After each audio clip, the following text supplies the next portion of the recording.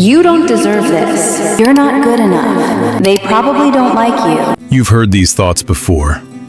Not from a bully, not from a stranger, but from the one voice that never leaves you, your own. And the worst part? You start to believe it. But what if I told you your thoughts aren't facts, and you don't have to keep suffering in silence? In the next few minutes, I'm going to show you how to stop negative thoughts, not just manage them, but take away their power. Let's get into it. I want you to understand that negative thoughts are sneaky. They don't always sound loud or aggressive. Sometimes they sound just like you. I always mess things up. I'm probably annoying them. What if I fail? Why even try? They show up when you're about to try something new. When you're scrolling social media and comparing your life. When someone doesn't reply fast enough. Or when you're lying in bed, replaying a moment from 6 years ago. These thoughts don't just pop in. They build patterns. Patterns that make you feel small, unworthy, powerless. And over time, it becomes automatic. You think you're just being realistic, but what you're actually doing is carrying a voice that was never meant to stay. So let's move to the reason why these thoughts stick. Here's the truth most people don't realize.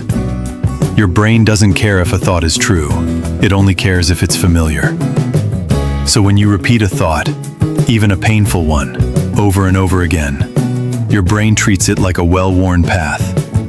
I'm not good enough. People always leave. Nothing I do ever works out.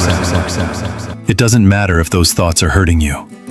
If they've been there long enough, your brain starts to believe, this must be who I am.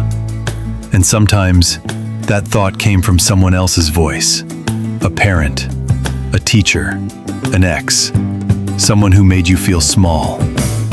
And without realizing it, you picked up where they left off and started saying it to yourself. That's how the loop begins. Emotion, thought, reaction, emotion again. And the cycle feeds itself. But here's the best part. If your brain can learn these thoughts, it can unlearn them too. Now let's get into 3 powerful steps to break the cycle. How to stop negative thoughts, practical steps. Step 1, name the thought. Out loud. The moment you catch a negative thought, say it out loud or write it down. I just thought I'm not good enough. I just told myself no one cares. I just assumed the worst again. Why does this help? Because thoughts grow in the dark. But when you name them, you drag them into the light, and in the light, they start to lose their power. Step 2, ask this one simple question. Is this thought helpful? Not, is it true? Because negative thoughts can feel true. But ask, is this thought helping me move forward or keeping me stuck? If it's not helping, it doesn't deserve your energy. Step 3, replace it gently. Don't force toxic positivity. Don't lie to yourself. Instead, offer your brain a new path, one that's just believable enough. Instead of, I'll probably fail, try, I might not get it right at first, but I can figure it out. Instead of, they don't like me, try, I don't actually know what they're thinking, and I don't have to assume the worst.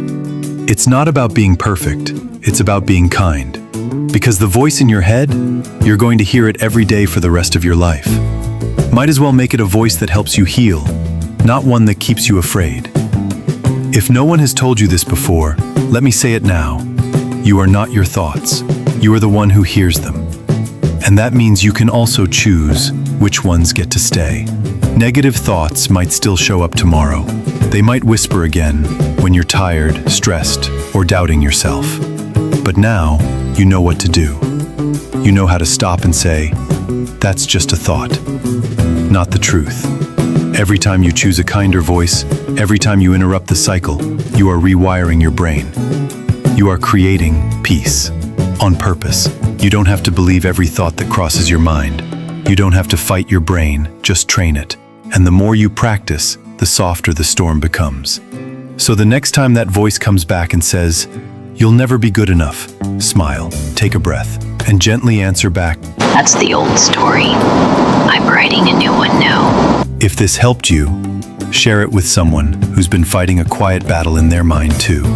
You never know whose life you'll touch just by clicking that share button. And if you want more videos that help you heal, grow, and find peace, subscribe and turn on the bell so you never miss a moment like this. You deserve calm, you deserve clarity, and most of all, you deserve to feel free in your own mind again. See you in the next one.